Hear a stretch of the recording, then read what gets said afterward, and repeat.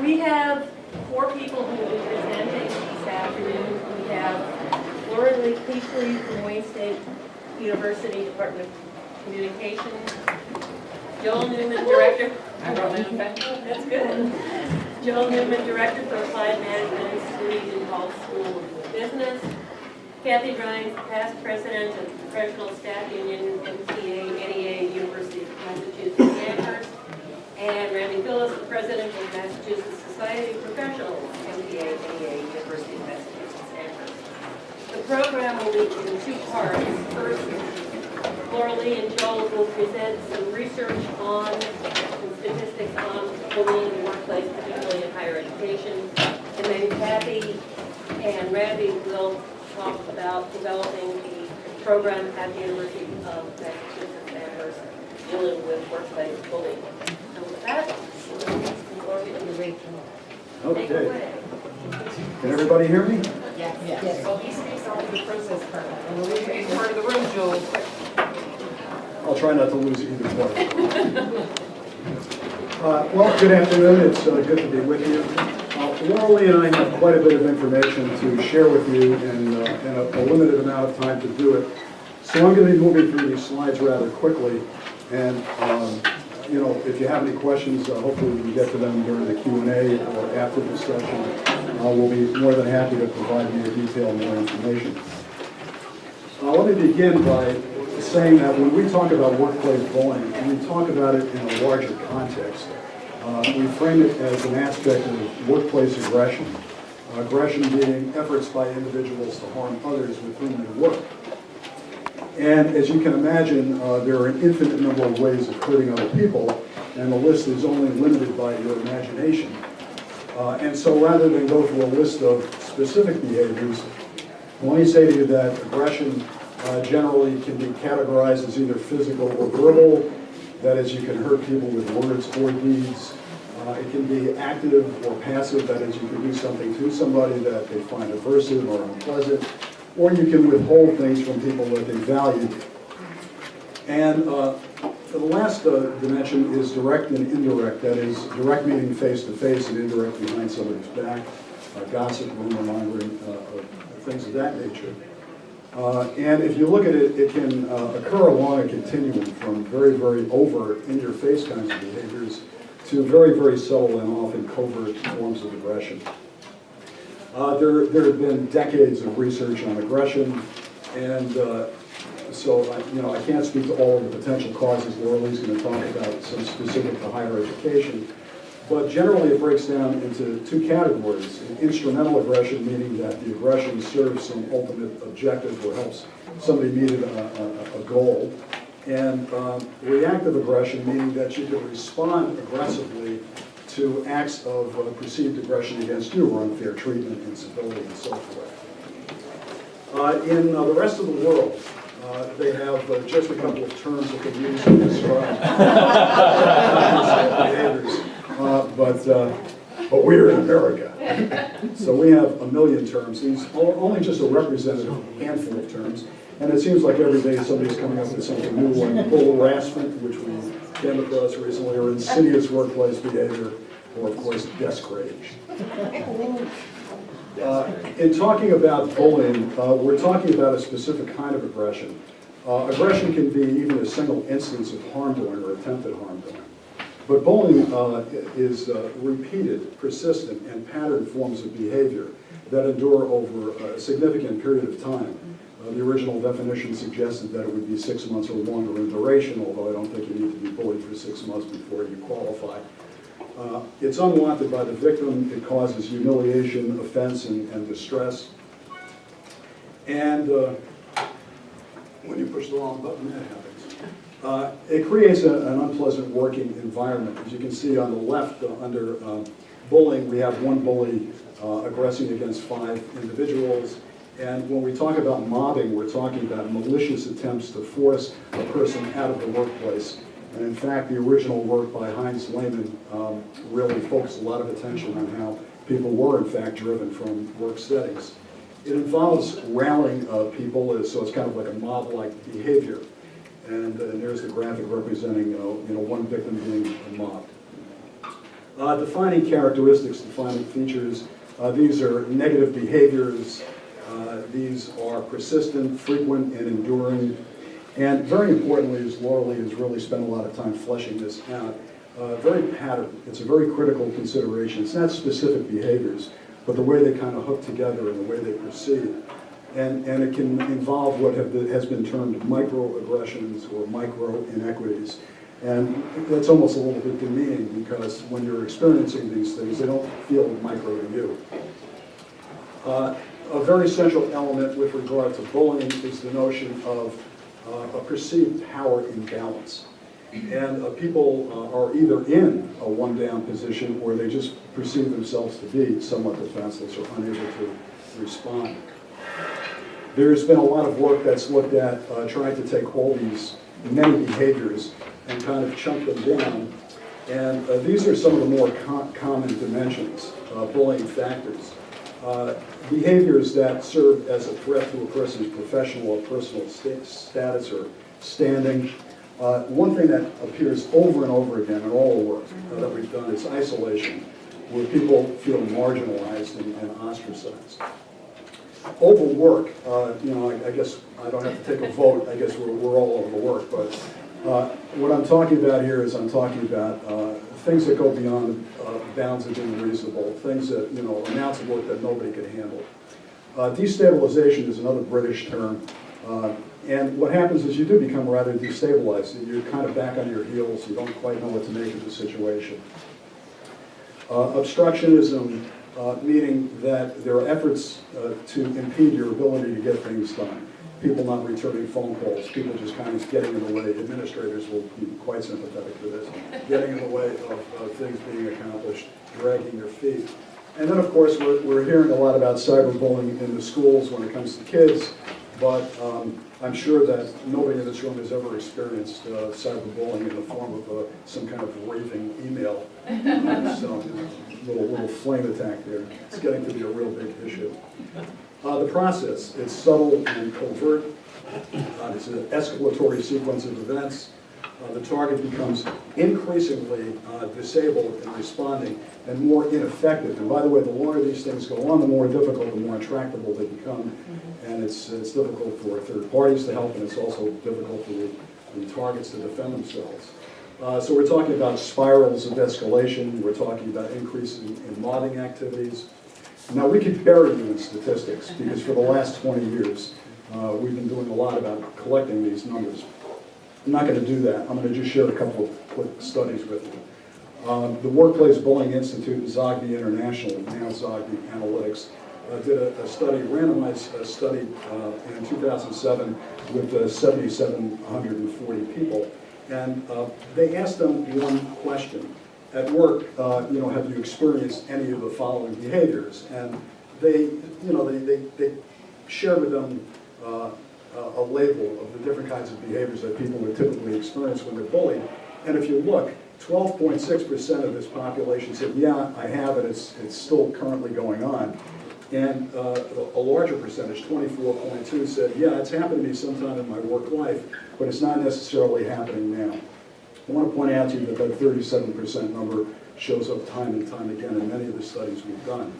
Now, according to the Bureau of Labor Statistics, at the time this study was done, there were 146 million people in the workforce. So if you extrapolate, you can easily come up with a number of 54 million people being bullied.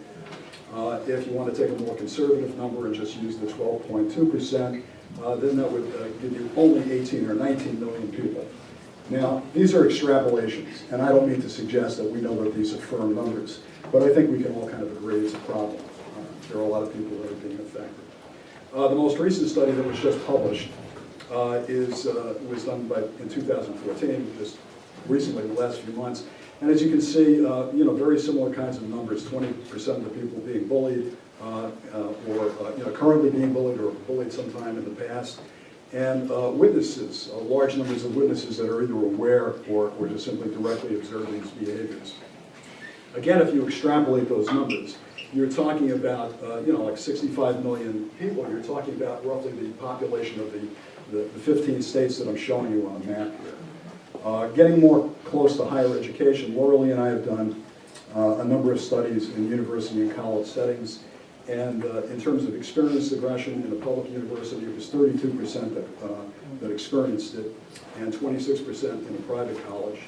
And in terms of witness, look at the numbers there, 41% and 46% respectively. And what I'll tell you in a minute is that it actually is important because witnesses can be hurt just as much as targets can be hurt. That's just, rather than looking at numbers, it's just now you know it's a serious issue because there's a comic. Okay? Believe me, I've been on a few dissertation committees and that's a scary notion. Who are the actors? In academic settings, faculty are more likely to be subjected to bullying from colleagues, usually people who are senior in rank. And when we surveyed frontline staff, we found it was more likely to be a supervisor. The very critical nature of the relationship and the tie of the organization really kind of sets up what kinds of behaviors you're likely to see and the patterns that occur. And so your relationship to one another and your standing in the organization and what you do plays a part in shaping these behaviors. In terms of single versus multiple actors, mobbing, in the two studies that we did that I just reported on, 57% indicated that there was more than a single actor. And faculty are more likely to be involved with or targeted by multiple actors, and frontline staff are more likely to experience it from a single actor, their supervisor. I wish I had more time to talk about the consequences. I'm not just throwing these things up there. These are all from studies that have been going on for the last 15 or 20 years. Whether we're talking about GI-related problems or sleep disturbances or depression, similar to PTSD in the extreme cases, even witnesses experience fear and anxiety and insecurity and depression, so even witnesses are being affected by this. And of course it hurts the organization as well. Institutional performance suffers. Employees withdraw, they leave the organization. And by the way, when things get bad, it's always the best people who leave first. It's brain drain, and you really lose, very important components of the organization. Absenteeism, disengagement, very hard to quantify. But obviously, these cultures can really strain loyalty, create uncivil work climates, and potentially escalate into violence. And so you also have legal costs and higher workers' compensation costs. And again, we have numbers we can share with you if you're interested. We'd be more than happy to do that. And now my colleague, Lori, will pick it up. So you guys can't actually see Julie at all, right, in this corner? That's the best thing. Those are the luckiest seats in the room. I'm going to stand up a little bit. That'll work. So there's lots of reasons why bullying might happen. And one of the neatest pieces I ever saw putting it together was by Alfie Balian Alfie is from Norway. And she talks about 3 pathways to bullying. The first one being more the intrapersonal piece, which has to do with how people cope with stress and anxiety in the organization. And in essence, talking about what we know from our research, not just ours, but several of our colleagues, is both actors and targets tend to be behind what we call negative affect. So they're be anxious, angry, irritable, that type of thing. So we find actually the same types of characteristics on both sides of the fence. What we know is when people are high in negative affect, it affects their perception. So they're more likely to see an ambiguous behavior on the part of Randy, for example. If I were high in negative affect, I'm more likely to see what Randy does, and you might see it as an ambiguous behavior. I'm more likely to make a hostile attribution towards it. So it's going to affect how I perceive what happens. And it's also going to provoke my behavior. This kind of bullying tends to be more what we call displacement. So something's happening for an individual and then they place it out onto somebody else. And it's also been nicknamed predatory bullying. Someone goes and actually targets people. So we are aware of some people who engage in these behaviors who do it very systematically, very deliberately, very thoughtfully. Ben Tepper did a cool piece of work in which he found that supervisors who were believed they were treated unfairly by the organization were more likely to engage in abusive supervision towards their targets, and they chose their target very carefully. And the target that they would choose was one that was high in negative affect, because it was easier to hide it, right? So if you have somebody, if you have a worker, you have a faculty member who tends to be a little whiny or irritable or kind of complain a lot, everybody else is going, well, how else are you supposed to deal with that person, right? It's also less likely that they're going to retaliate. The second pathway is more interpersonal, and this is where we have a conflict that has gone really badly and has escalated out of control. And in essence, in that kind of relationship, one person becomes disempowered.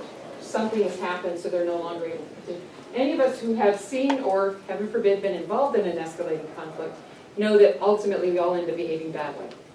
It moves into bullying when one person is unable to participate or to be able to defend themselves. What's really challenging is when you're brought into an organization, as Joel and I have been, and it's the result of an escalated conflict, it's hard for us to figure out what the genesis was, because everybody's now in bad shape. The third one is our personal favorite, and where we spend a lot of our energy is more intra-group and organizational. And so I'm also going to draw on Denise Seline's work in 2003. Denise is Swedish, yeah? Right, Joel? Swedish. The Scandinavians have done a tremendous amount of work. And what she talks about is 3 sets of features in an organization that will likely contribute to bullying. First are the enabling features, which she argues those features have to be present in order for bullying to even become a possibility. So some of the things that I've highlighted here in bold, for me, are very characteristic and can be characteristic of a university, a higher education. So for example, power imbalance, rigid hierarchies. The rigid hierarchy part, especially if it's top down. The early work that was done in this country around issues of abusive behavior and bullying in workplaces was actually done in healthcare. It was actually done in medical schools and about nurses. And what they found in medical schools was medical students were reporting extremely high rates of abusive behavior on the part of just about everybody else higher up in the system to them. So it was like a sort of, you were mistreated, so when you moved up, you did it to everybody else. And with nurses, originally the stuff was showing up primarily from nursing supervisors. Now what nurses talk a lot about are what they call lateral violence. And there's been some really good work looking at nursing faculty and the kinds of behaviors that go on between them. And nursing faculty are not to blame. It's just that the nurses have really gotten a hold of this concept. Another element is, go all the way to the bottom, Joel. I've highlighted scarce or limited resources. Is that happening to anybody in their institution? Yeah, okay. And so that can be money, that can be space, which space has always been a contentious issue in universities, right? It's one of our currencies. The other part has to do with prestige and promotions. And that's true for faculty, and it's also true for staff. So if any of those sort of features are present, they create the potential for bullying to take hold. The next one are the motivating features, which are the features that are associated with bullying as a rational response to those who are viewed as threats or burdens. So, for example, if it's an internally competitive environment, then it's completely appropriate to bully somebody, right? Because you have to get ahead, everybody's not going to be able to do it. There's going to be a perceived norm violation. So somebody has violated some particular norm that's very strong in the academy, and so people retaliate against that. They see it as keeping somebody in line or getting them to conform, but it can also be characterized as bullying. And Ken Westhuse has written a lot since the late 1990s. Ken is a sociologist at the University of Waterloo in Ontario, and Ken's written a lot about academic mobbing, and in particular he talks about the mobbing that happens of colleagues onto another colleague, but also the involvement of administrators. The third set of features are the precipitating ones. So they're the ones that could actually trigger it. So you could have these things in place. Okay, you can have some enabling factors. You can have some motivating factors, but there's usually something that kicks it off. And one of those triggers can be things like organizational change. Again, has anybody here at the university not gone through change in the last few years? If only in our senior leadership, for example, right? When there's organizational change, that creates uncertainty for people. They don't know, the group essentially has changed its membership, and people are trying to figure out, where am I here and how am I going to feel about this? All of that uncertainty can create stress and anxiety, and so bullying and mobbing gets framed as a survival strategy. This is what we have to do in order to accomplish the things we need to accomplish. And we've seen this happen amongst faculty, we've seen it happen between faculty and administration, we've certainly seen it with staff. Okay. So what is it about the academy that makes it particularly interesting? And for Joel and I, why it made it interesting? Well, for one thing, we've both spent probably close to a quarter of a century each Just last week. just last week in the academy. So after you do work in everybody else's organizations, you stop for a moment and say, hey, maybe I should do some in my own. So that's what we've been doing for the last 5 or 6 years. What's an interesting feature of the academy? One is that amongst faculty in particular is the culture of critique and debate. That's how we influence, that's how we make our points, that's how we build our cases. And Deborah Tannen's work in 1999, the argument culture, talking about the aspects of American culture that facilitated, did a beautiful chapter on higher education talking about the culture of critique. Katrina in 2012 from the University of British Columbia has now coined a term. Everybody's going to coin a term. Now, if you're an academic, you get to coin a term, your name gets to go to it, and so every time somebody uses it, they have to reference your name, right? So your site kind of goes up. He has talked about what he calls criticate. Anybody know what criticate is? It's a game they play in the Ukraine. That's cricket. Criticate is the critique of critique. And he's essentially arguing that what's happening with respectful workplace policies, with speech codes and all that other type of stuff, is we're trying to constrain people or get them to critique only in very particular kinds of ways. Really fascinating stuff. But the other parts of the academic culture that make it interesting and potentially lively as an environment for this to take hold has to do with things like academic freedom and freedom of expression. So we have amongst us, particularly amongst the faculty, the notion about the freedom to be able to teach, research, the kinds of things that interest us and not worry about being retaliated against because it's not popular or it runs counter to the dominant discourse. Tenure is also an interesting part, and one of the reasons tenure is interesting, of course, is connected to academic freedom, but tenure is interesting because one of the things we know from the bullying literature is the longer a bullying relationship goes on in the organization, the more likely people are to join in on it because they get sucked into it and they start choosing sides. Tenure is about long-term relationships, right? So from the regression literature, we know the longer the relationship, there is a greater likelihood of aggressive behavior if people aren't handling it appropriately. We tend to favor rationality over emotionalities. So when people feel intensely about something and want to express that intensity, sometimes they can be shut down or tried to make to conform because you're not being calm and rational enough for it. So the question often is for the academy, what's the place of passion? Now we've also seen the argument about passion as a way to excuse a behavior, so we have to figure that one out too. Autonomy has been a key feature, particularly with faculty, and staff know this very well because they're usually told by faculty all the time that nobody can tell them what to do, and we have a comic for you on that one too. And the question of independence or interdependence. And also the question of identification with faculty.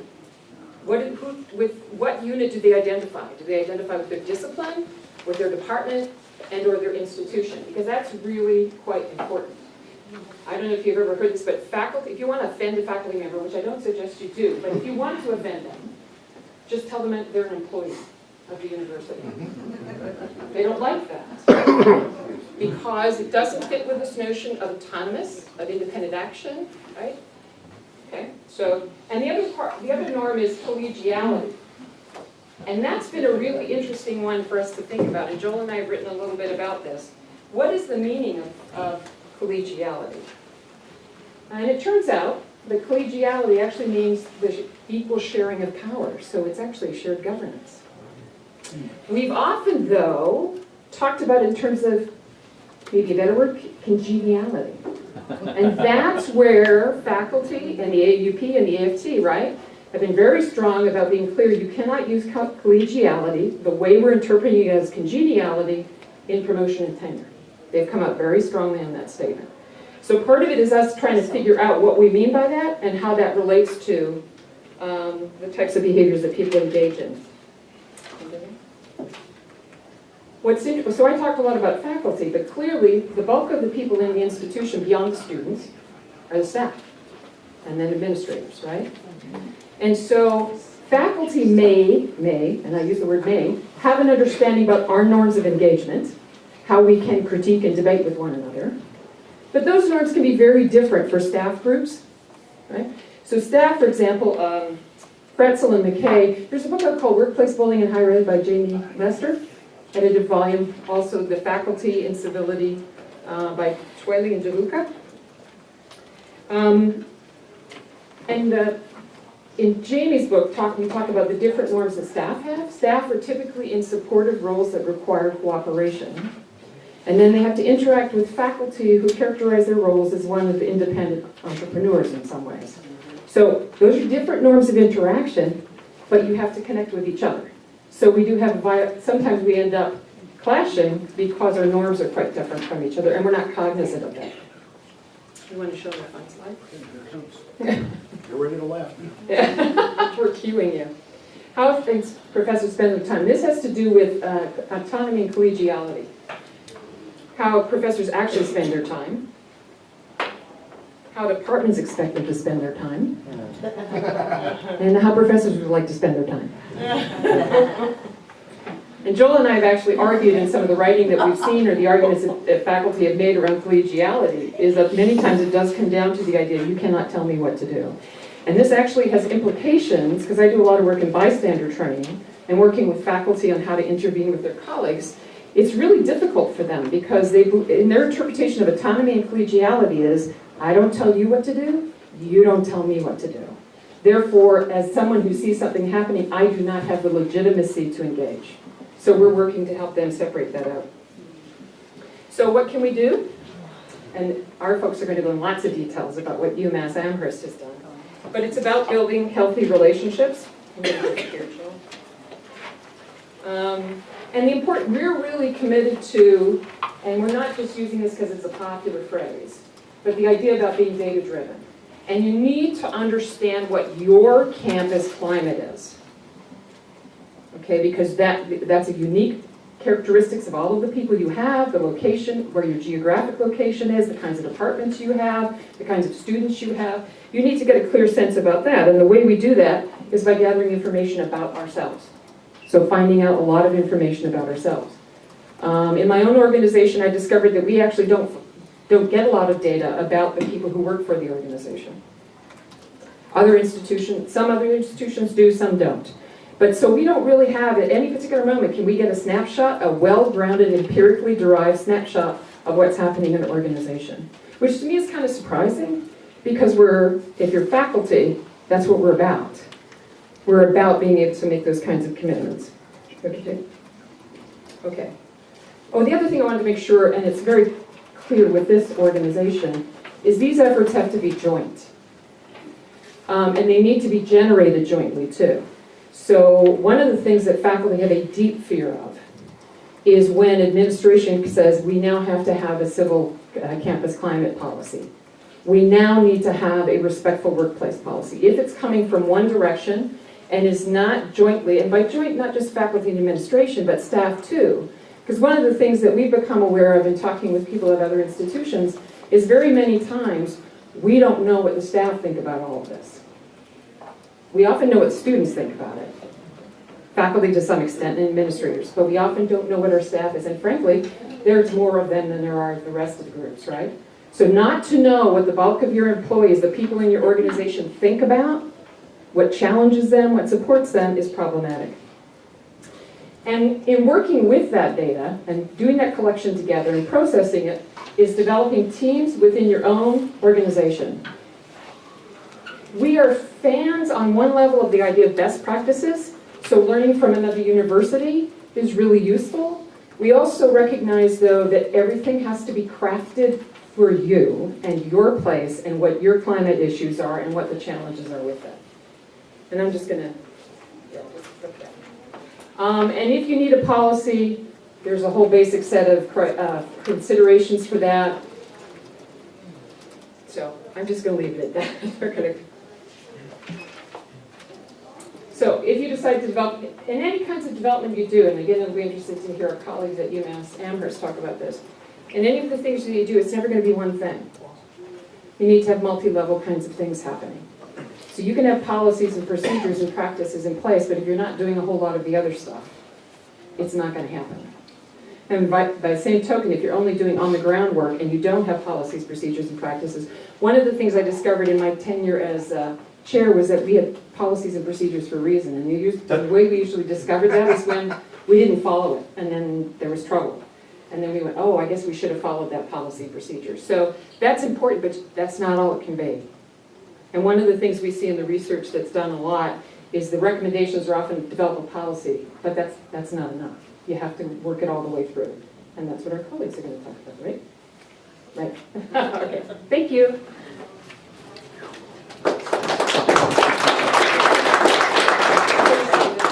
By the way, we're happy to share a PowerPoint, right? I'm not going to be happy. Oh. Anybody wants the PowerPoint, just let us know. I'll be happy. And we'll also make sure all the references are there for you, so you can access those. And we also have some lovely electronic handouts we can send you, which has got a lot of the different kinds of policies and procedures and academic research. Thank you. That was great. Hi, my name is Kathy Rhines. I have a unique perspective as far as being a healthcare administrator at the University of Massachusetts and a president of the professional staff union. So I come at this issue from 3 different experiences. I could probably say this here because there are many MDs here because this joke is a little bit. I came out of healthcare, and I have to tell you, healthcare was the most bullying environment that anyone could hope to be in. And for those of you that have heard this from me before, in the 70s and 80s, when I was doing my clinical work, we used to tell brand new docs that, hey, you went to a graduation, not a coronation. You don't get to do that. And that also applied to a lot of our sexual harassment education that was going on in the late 70s, early 80s. So find me here talking about workplace bullying. I'm really happy to talk to you about the UMass approach. It is extremely innovative, and by the time Randy and I finish, hopefully you'll understand how and why this happened.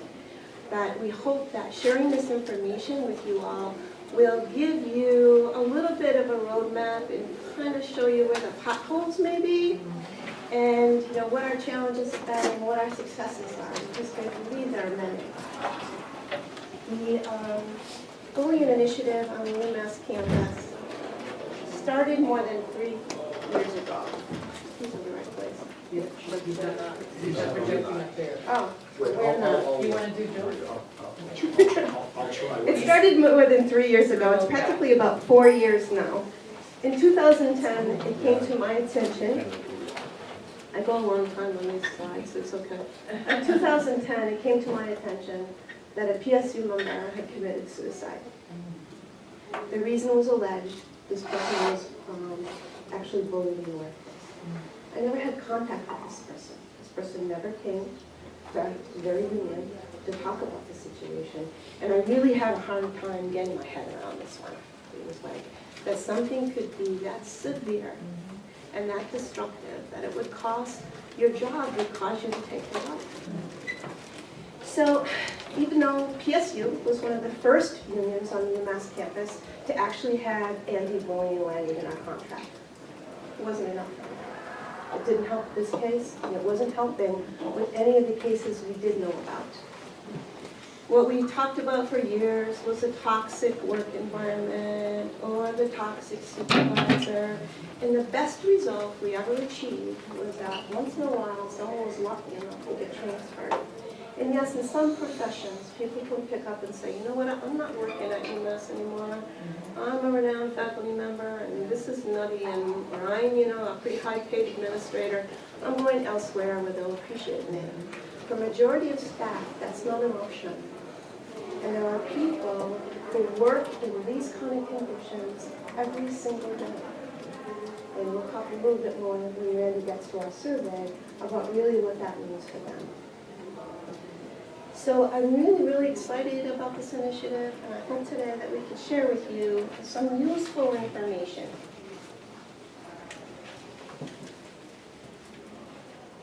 So like I said, the UMass initiative began in 2010. When the current methods I had weren't working, I did a reach out.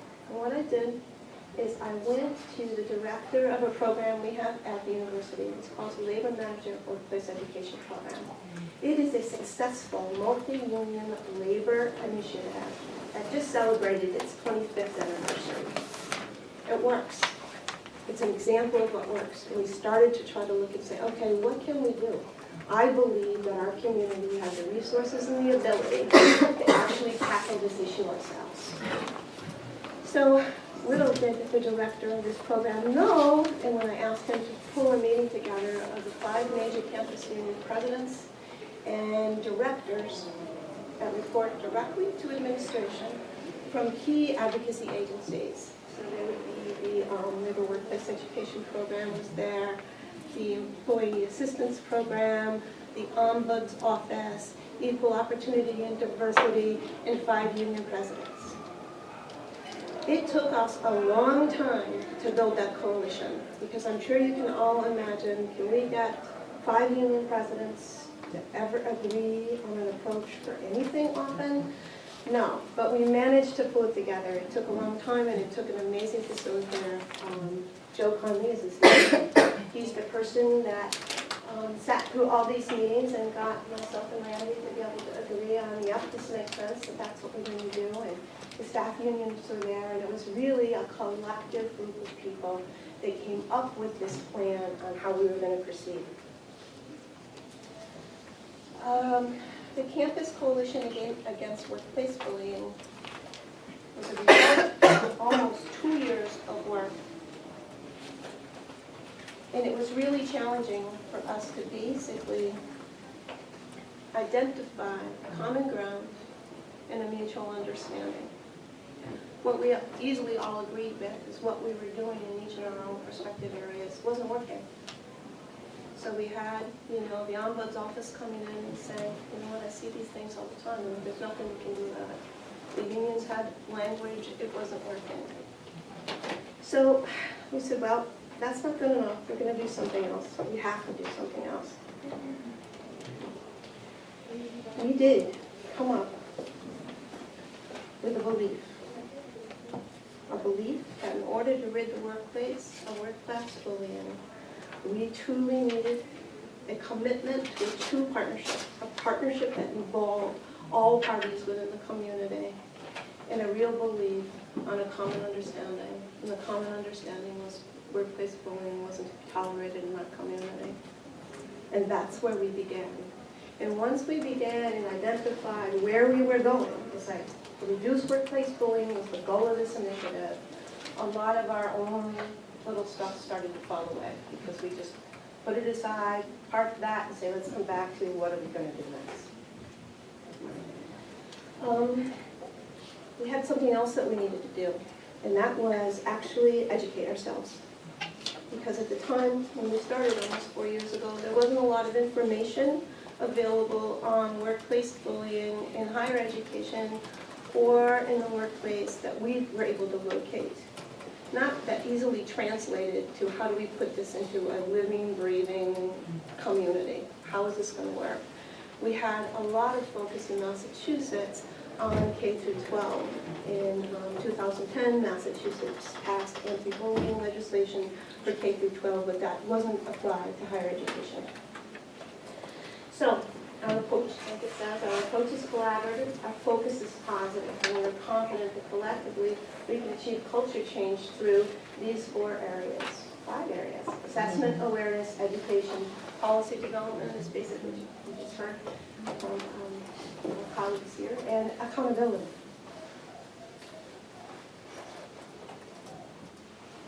So now I'm going to hand this over to Randy, and he's going to talk about our survey. So I'm Randy Phillips. Randy Phillips, I'm the president of the Massachusetts Society of Professors. Not only do faculty members not like to be called employees, they don't like to be said that they're in a union, so we formed the Society of Professors. Worked just fine. But part of this overall effort to address workplace bullying had to change in our minds from evidence by anecdote to much stronger evidence. That we had many stories. So this was a coalition of 10 different groups, right? There were 5 of the major campus unions, and then there was the Ombuds Office, the Faculty Staff Assistance Program, the Labor Management Workplace Education, the School of Behavioral Sciences, EOD, Equal Opportunity. So every one of those offices was a frontline group, where people who had been on the receiving end of bullying would go and ask for help. So we all knew the stories, but we didn't know how extensive it was. And it was very difficult to go to the administration and argue for action if we didn't really know how extensive it was. And it was very easy for many to dismiss it. Bullying. Seriously, dismissal of bullying behavior is a huge problem, and we're still facing it, and we're still trying to figure out how to get through it. But by creating a survey where we could accurately measure the extent of bullying on campus, we armed ourselves with the information. So we designed the survey. It took a long time. We took it very seriously. We have local experts. There are many other very wonderful examples of surveys about this that are out there in the literature, and so we took advantage of all that stuff. We funded it ourselves. In other words, the campus unions funded this effort because the administration wasn't going to play along that easily. So it was really union driven. We did get some administrative pushback on the design of the survey, and that happened when we set forth to administer the survey to the campus employees, and we realized, oh, administrators are going to be left out. They're not in a bargaining unit. What do we do about them? Because they matter. And so that required that we hand the survey to the administration. The survey looked at it and cut out 3 pages. And then gave it back and said, now you can get it. We tried to point out the word irony in the dictionary to them, but it didn't go over well. But it was an interesting exercise, and no, this is exactly what we're talking about. Here we are, there are good scholarly reasons to include these items, but they didn't want to do it. So at any rate, we got the survey administered, and out of this, let's see, there we go. There's roughly 7,500 employees on campus. We had 2,200 people respond to the survey, which in our world was a huge return. The blue collar and clerical staff were really great. They were the champions of filling out the survey. Professional staff were very good. The professors, to get 25% of professors to respond to anything is like a miracle. And so we were very pleased. The graduate students were the far underrepresented, and we still don't know why. They just didn't play much. The administration did very well. So we had a very nice sample. It was biased toward female respondents compared to the overall workforce. So when you look at the entirety of the workforce, it's almost 50-50, very slightly female biased, but the respondents were much more likely to be women. We asked a couple of key questions. This is sort of repeating what we heard earlier. How often, or have you witnessed bullying in the last 2 years? And we had 48% of our respondents say yes. That's 1,000 campus employees. That just of the people that responded to the survey. So half of 7,500 is a lot.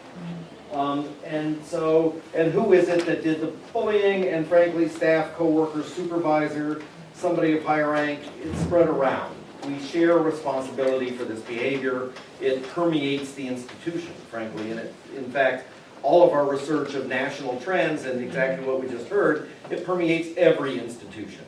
What I was most intrigued by is I looked up a study of bullying by 8th graders.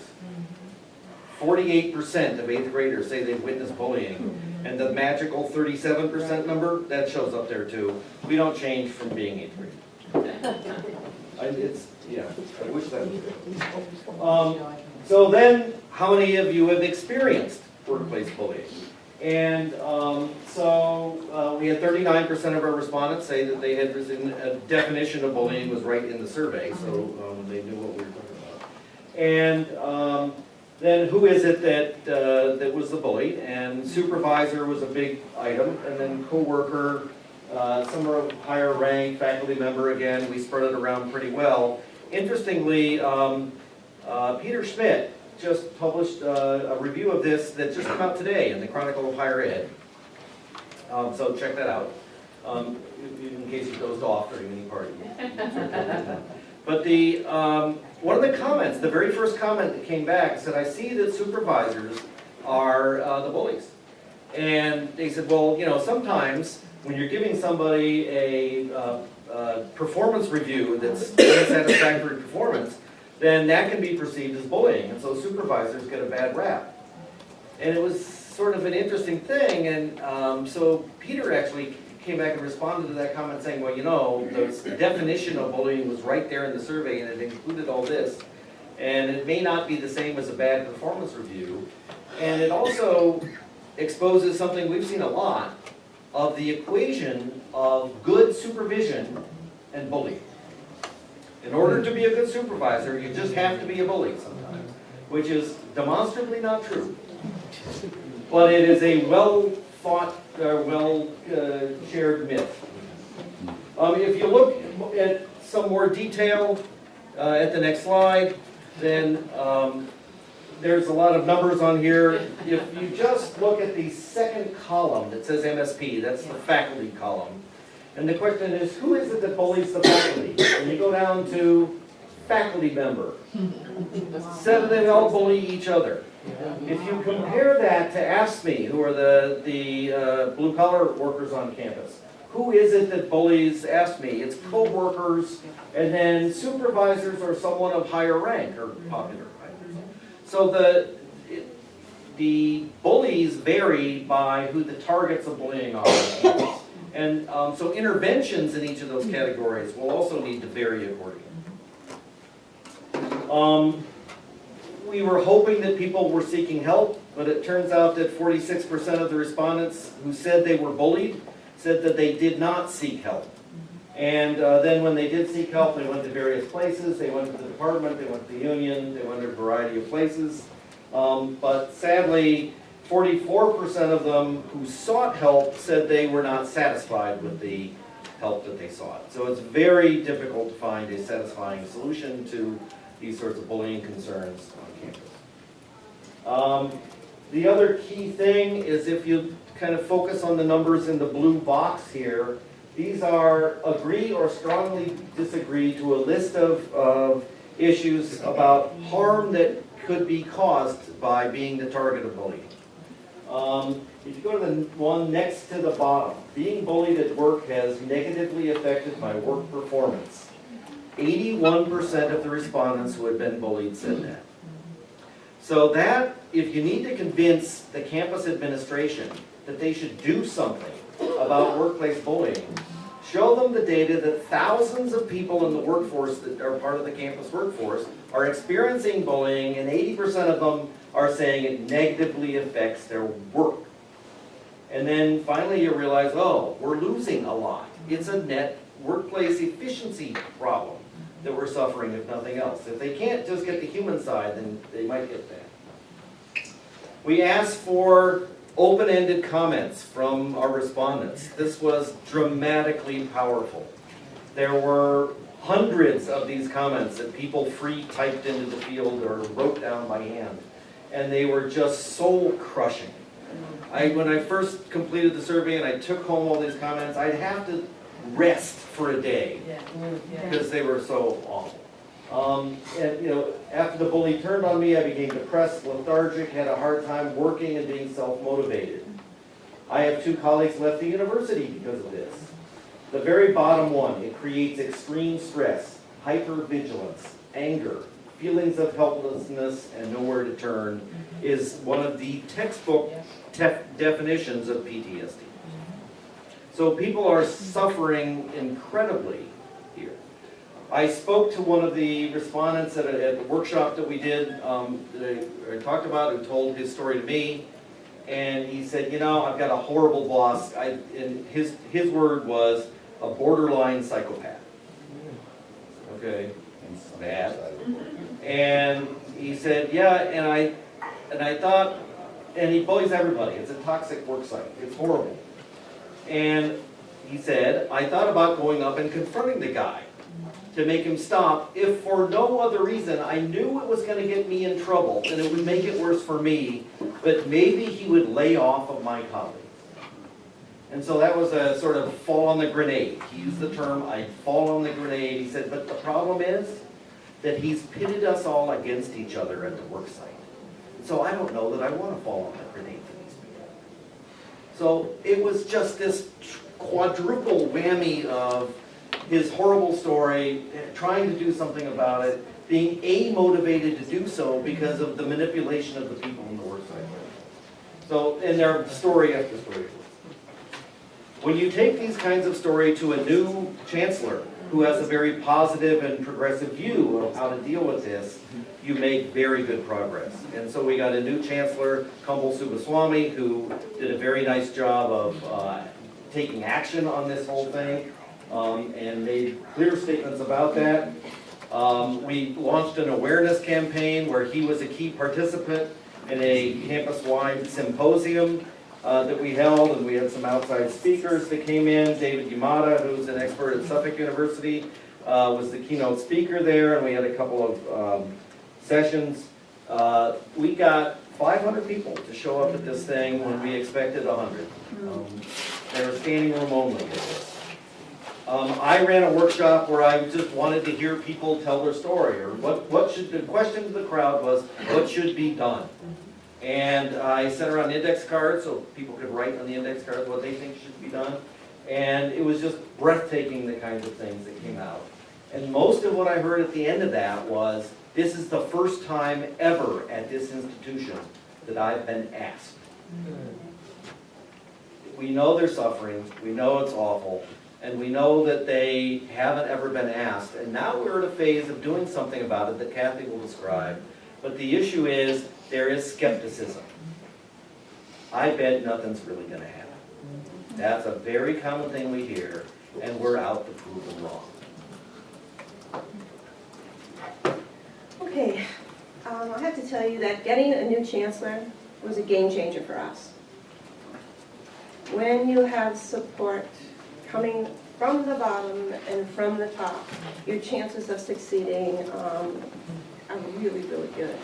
And this man, when he first got there, looked at the survey results and basically said, this isn't what we're about. And although our ratings came out similar to those other schools across the country, he said this isn't a ranking to aspire to, and that's not what the University of Massachusetts is about.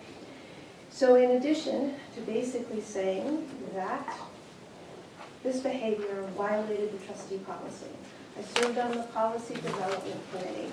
Each one of these areas that I mentioned that we were going to address in our campaign had a committee from the coalition that worked on it. The policy committee was struggling for a while, so any of you that have had to write policy for a university knows that you quickly step into legal problem or quicksand. They will swallow you up and derail you because they're afraid, oh, we can't step on anyone's First Amendment rights, you need to be careful, the policy is too broad, then the policy is too narrow, and we went back and forth and back and forth and back and forth on how are we going to get a policy so that we can come up with a procedure. Well, the chancellor solved that for us. He told us that bullying behavior was violation of the Massachusetts trustees policy on employee conduct, so that ended the policy question. It was done. We had our policy, so we moved on to the procedure. Another thing that happened in the chancellor's response, he formed a chancellor's committee on campus climate and workplace bullying. Every member from the campus coalition was then asked to serve on this committee, and we were all appointed to the chancellor's committee. He also put an associate chancellor chose an associate chancellor to chair the committee. So we really did have top-down involvement along with our grassroots effort.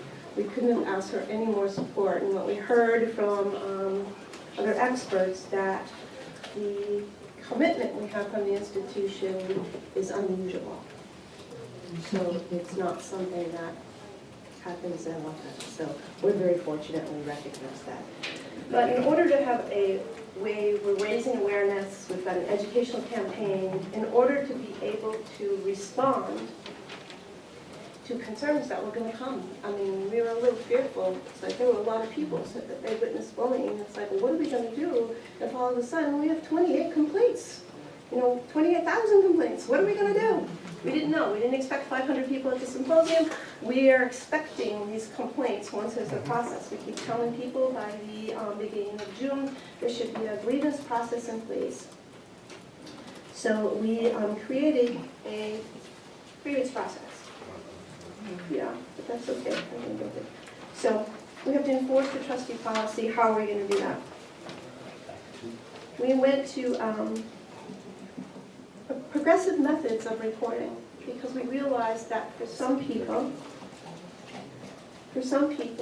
they rather try to go through an informal route first, that raising these complaints against bullying is difficult. So we look to our ombuds office to try and manage those. So that would be like a first option. If you want to try and do some self-help yourself, you want to actually go up to the person you're talking that you believe is treating you with bad behaviors and say, no, this is how you make me do that. We're going to give people coaching in order to be able to try and handle some self-help situations. So they'll be informal. There will be an administrative review that, we can still go through the chain of command if that's what someone is more comfortable with.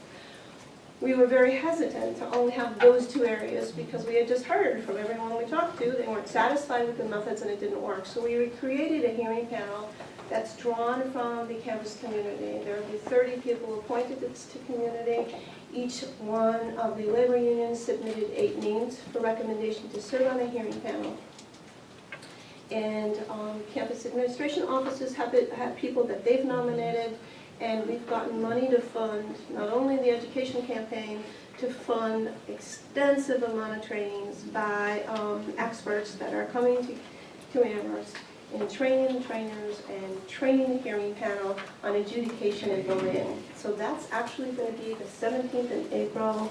The first hearing panel at UMass will be trained in how to actually hear these cases, fairly adjudicate, and be able to respond quickly and effectively to what we're anticipating is now people have a place to go with their concerns.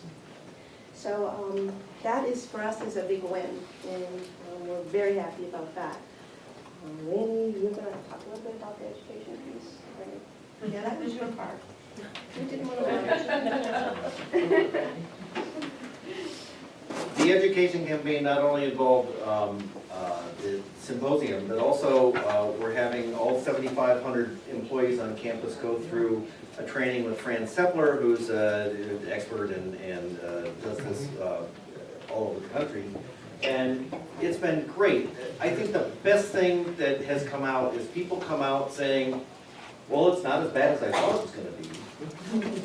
Which for bullying things, they are deeply skeptical of this, and so having them try to develop some things, and she does this wonderful job of explaining what is bullying, because that is the very first question that people confront. Well, how do you know they're not just being in a bad mood that day, or something? And so there are very clear definitions about what bullying is. This repeated pattern of behavior intended to harm, that's not what being in a bad mood is from time to time. It's very different.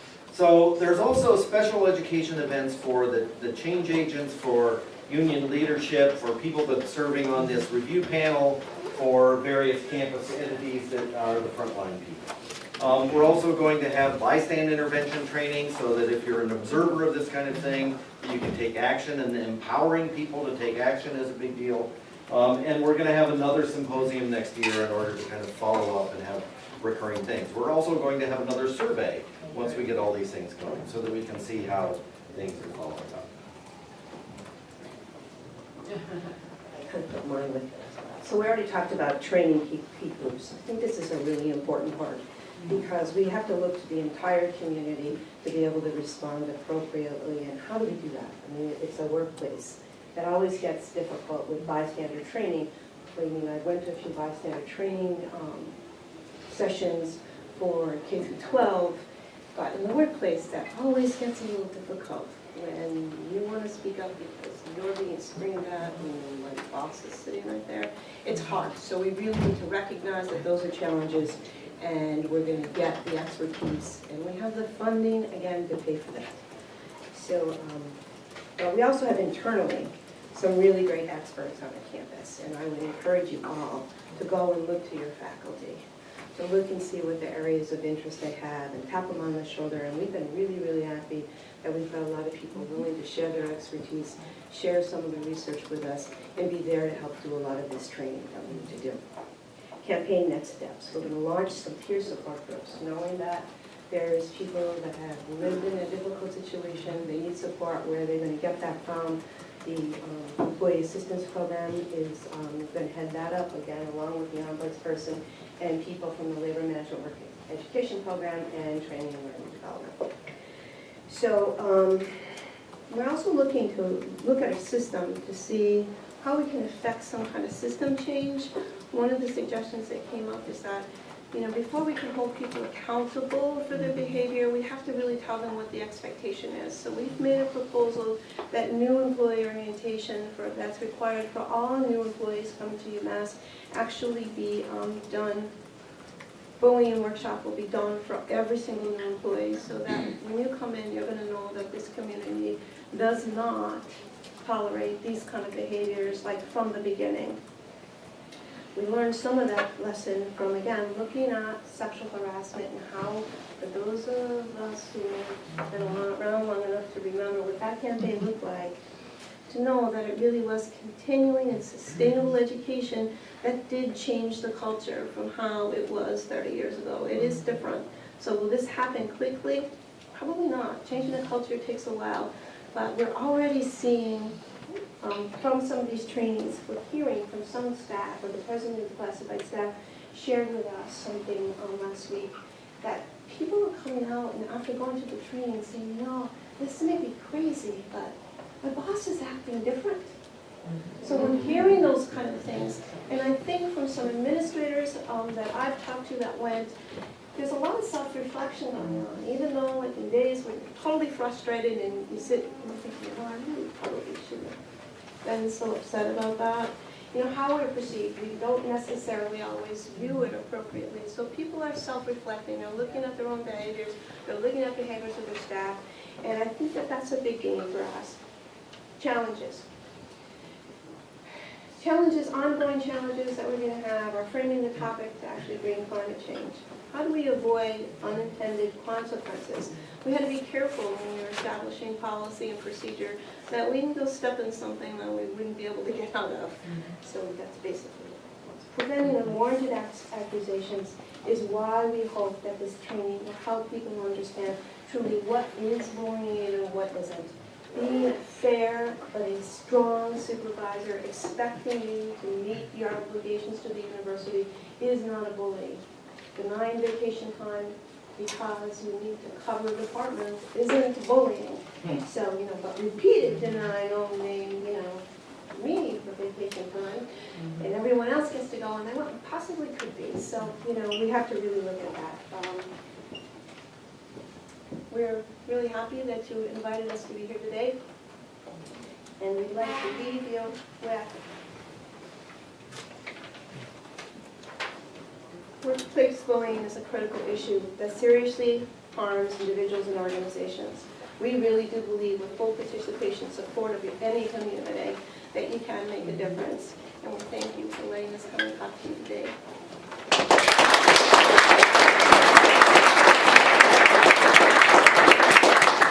Any questions back there? Yeah, I have a question. I know Randy and Kathy. I worked with the clerical staff for over 15 years, and I can tell you that I could have told you this years ago. Working with the clerical staff, and I'll tell you one of the criticisms I've had at this conference for over a decade is that it's faculty and administration has never an ESP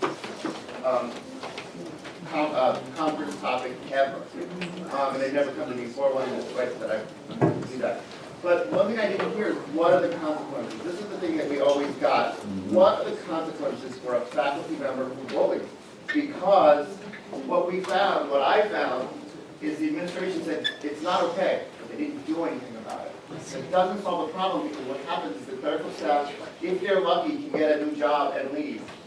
And a new clerical staff will come in there and they will be bullied again because a bully is a bully is a bully. And without consequences and actual accountability, like you could lose your job. You could be suspended. It all means nothing. So what are the consequences? I have not heard about consequences. Our clerical staff had a lot of consequences all the time. And it didn't take a suicide for me to see that, although I'm sure it happened in the past.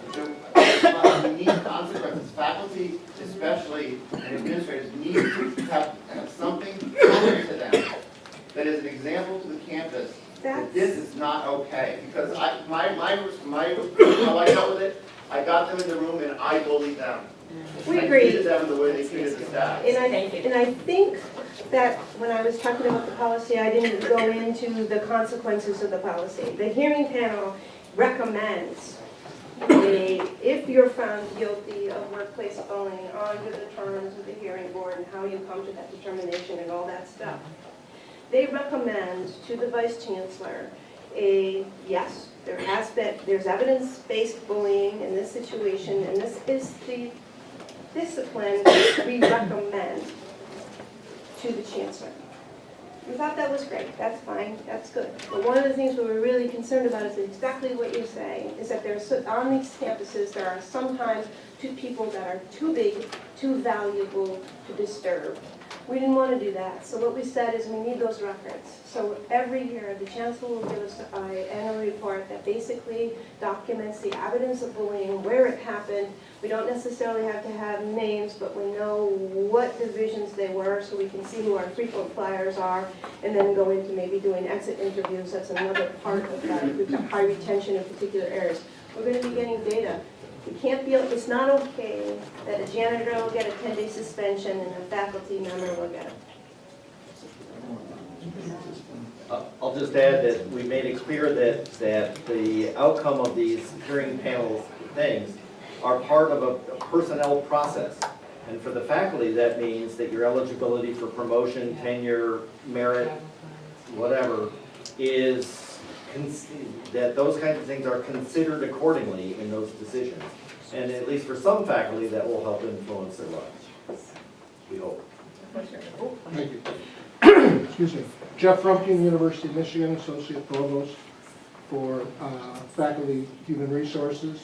I want to congratulate Amherst on what they have done.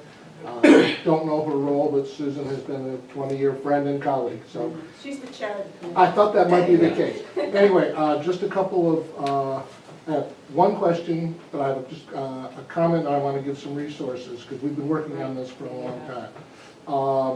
At Michigan, last fall, we developed and instituted a policy that was specific for faculty conduct, called Professional Standards for Faculty. And that's because, unlike other employee groups, pardon me, we did not have a mechanism to deal with it short of detenure. And we did have, we got a little luck in putting this together. It was an administrative-led process with a faculty and faculty administrator panel that helped us with it. We did not put the faculty governance group, our faculty, the tenured faculty in Michigan are not organized.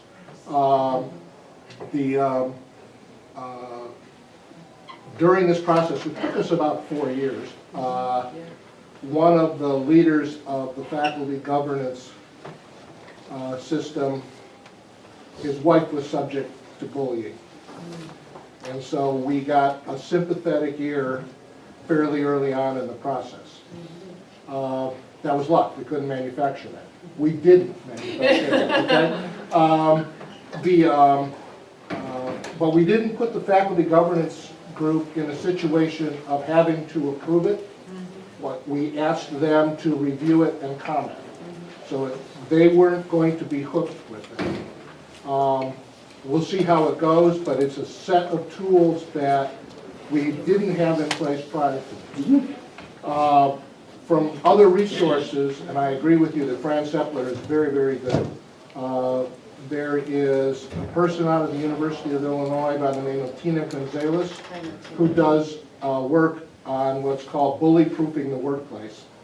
And the other, which Lorelei and I were part of the founding group, and it's having a second meeting, is called, I'm looking it up because I won't remember, the Consortium on Abusive Conduct in Higher Education, which is starting up. And I think they have a website. My question is that with respect to both of your presentations, you didn't highlight an area that we've had a lot of difficulty with, which is faculty on staff. And I just couldn't tell from your data because it came by so quick. That's been more of a problem for us along with faculty on faculty. Yeah, I'll comment on that. There's plenty of that, obviously. I mean, our survey results clearly showed that. One of the interesting things is because they're in different bargaining units, the grievance process can be applied. And so a staff member who's being bullied by a faculty member, or vice versa for that matter, there can be a grievance, and then that can be settled through that process or perhaps addressed in some way. The challenge is we have a faculty-on-faculty incidence of bullying that's huge. And given that they're all in the same bargaining units, that method for dealing with the problem is lost. And so that's where this panel, this independent panel and the hearing thing, and the union simply had to make sure that when our members came to us and saying, what the hell is this? I'm being brought before this panel. I want you to defend me. We'll say, well, you'll go through the panel process. Our job is to make sure that the process is followed correctly. And if it's followed correctly and you're found to be in violation of policy, then that's what the policy, the process is intended to do. Is that going to be grievable under the union contract? It is not at this time. We'll see, we're just starting. So we'll see where this ends up, but we're just starting. Yeah, I think the policy group was really careful to make sure that we preserve just cause, preserve progressiveness, and due process. And the union's place has not been diminished at all. We represent our members. If we have a member who we believe that the just cause requirement wasn't met, we'll read that. In no way does this hearing take any of that away.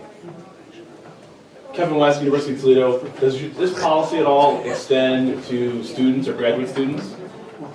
Graduate students, our graduate student employees are part of this process. So if the graduate union was present, graduate student union was present and part of this discussion. But not for undergraduate students? No. Unless, yes, wait a minute, yes there is. The graduate students, undergraduate, SGA has got representatives on the panel, but they'll only participate in hearings only if there's an undergraduate student involved in a complaint. Okay. Do you have the overall budget, and was any of it grant funded? The budget, so the survey cost several $1,000s that we raised from all the campus unions. And in fact, that was another part of administrative pushback. Our representative from the College of Social and Behavioral Sciences went around and asked for contributions from her college and from other colleges, and that got some blowback from the senior administration. So it was a challenge up front to find the money, but we couldn't have gotten off the ground with those resources to get the survey going and find the convincing evidence of the extent of the problem. And was there a cost for the training? Yeah, the Yes. overall budget we have is about, and we're still within it, was around $130,000 for each. Other questions? Yeah. Yes, I just want to make a couple of comments. I'm Clara You are Weingart. I'm Clara Weingart from Queensborough Community College, from CUNY. I've also been working on workplace bullying. I want to just drop another name. I worked with Leah Hollis, who worked on, I worked with her on that book, and it's called Workplace Bullying in the Academy. I've also given some talks on workplace bullying in the university and out of the university. So there's a couple of questions I'd like to raise. I think number one is that we need to bring more awareness to this issue in higher education. We have established at our school an ad hoc committee dealing with the establishment, thinking about it, the establishment of such a policy. And we did some research. And we found that not many schools in higher education have policies on workplace bullying. In fact, I'm sorry I didn't see your school. I did see Worcester on the list. What we were looking for is schools that have actual, they actually say that there's a policy on the web or in their sites. I didn't pick up whether you had one. It's the trustee policy that we have verified, talks about how those behaviors are. Our chancellor made that decision. I see. Find schools have a very difficult time. That was a roadblock for us trying to come up with this policy. And we weren't able to find any school that had one. We're really had workplace bullying in a policy. But the behaviors, it's becoming like a common understanding that these behaviors are considered violation of employee. To be honest, we came up with a version of a specific workplace bullying policy at UMass Amherst. We sent it to the administration, and they sent it to their lawyers, and the lawyers sent it back saying, we can't do that. So we were in a circle. Actually, part of one of the projects I'm working on is about these policies and procedures, and we've actually identified some.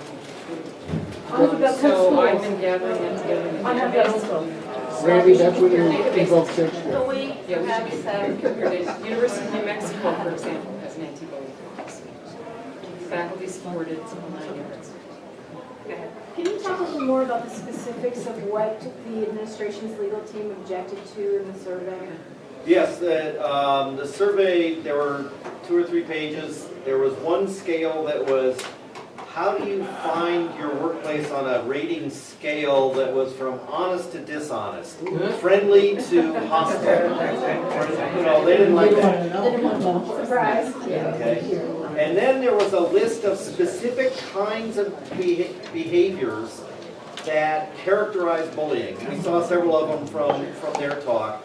That, you know, you're marginalized, things are taken from you, you're yelled at, you know, a whole list of things. And there were agree, disagree, and they refused to have that included. They didn't want those specific behaviors to be rated out in the survey by employees on campus. that was the previous administration, more than. Then we got a new chancellor, and it's better now. Let me just raise one issue with this behavioral. There are 2 common methods for measuring this stuff. Providing people with a definition and saying, has this happened believe me. And then there's a behavioral checklist. And we've used both. And there are different statistics. You'll get different answers, you know, different percentages. But what we do with the behavioral, the items that they didn't want to deal with, like yelled at and all this kind of stuff, what we do is, after we compile the data, we develop a top 10 list of specific kinds of behaviors, so you can see if there's certain patterns going on. So there's a loss to not including some of those specifics. Yes. And we did know that, but it was at that time, it was more, we made a decision, and again, we had all the decisions of the coalition were by consensus. And this was a really difficult topic because we were pretty split down the middle. Half the coalition wanted administration involved. Some of the unions were extremely, like, we don't need them, we've got the money, we can go ahead and do this ourselves. But there was a group of campus that would have been missing from the survey, and we really needed that access, and we couldn't get it without them. So we made a decision for the initial survey. We're just going to go ahead with what we have, and then, you know, we knew what it was going to say. This basically just validated what we suspected. But But we'll go back next time. I would have to say that they do have one legitimate concern. We have a list of 60 items that fall into different categories of coercion. And what winds up happening is sometimes people say, well, I'm being bullied. How am I being bullied? Because that behavior happens to me. You know, where they're not looking at things in its totality, but they're just picking out behaviors and saying, yeah, this happened to me. I mean, one of my concerns is that you say there's not an awareness about bullying, and that may be true, you know, in a pure academic sense. But there's also too much discussion about bullying that isn't bullying. You know, people are quick to jump up and say, I'm being bullied. And what they wind up doing is they just simply belittle the whole notion of bullying. The one other thing I'll just point out that we did that I think was well conceived. So we had this campus coalition against workplace bullying, the 5 unions and 5 other frontline groups, and not the administration. We created the survey, we got the administration to play along and administered it, but the survey results that coalition owned. We did not give it to the administration to decide what to do with it. We owned it. And we let them see it, but it was very clear that we could do with it what we will. That was a point of leverage that was very persuasive. Do you think it was discoverable or subject to FOIA? Sure. That's The why. question over here. My name is Paul Ramirez. I'm from the PC Institute of Technology in Vancouver, and we have a very different experience happened in Canada. In BC, it's been regulated through workers' compensation, as it has been in Quebec, and there's now a national, right, and I think it's coming in Ontario, there's now a national psychological workplace safety standard put together by the Mental Health Commission of Canada, which is voluntary. But there's pros and cons to this. One of the cons is we don't have that community buy-in. It seems really important. So now we have people in HR who 6 months ago were sitting beside bullying managers, defending them, who are now gone. But now they're getting these bullying education. So there's a lack of credibility there, and we've got no confidence in the buy-in from management. But some of the pluses are, it's kind of because it's a workers' compensation scheme, there's sort of a no-fault aspect to it. If bullying happens, it's the responsibility of the employer. And so there's less of necessarily a need to find blame, and it's not a grievance process. We've got grievance processes for people who misbehave, but we look at it as a safety process. What circumstances were not in place that could have prevented this from happening? Where were the policy failures? Where were the educational failures?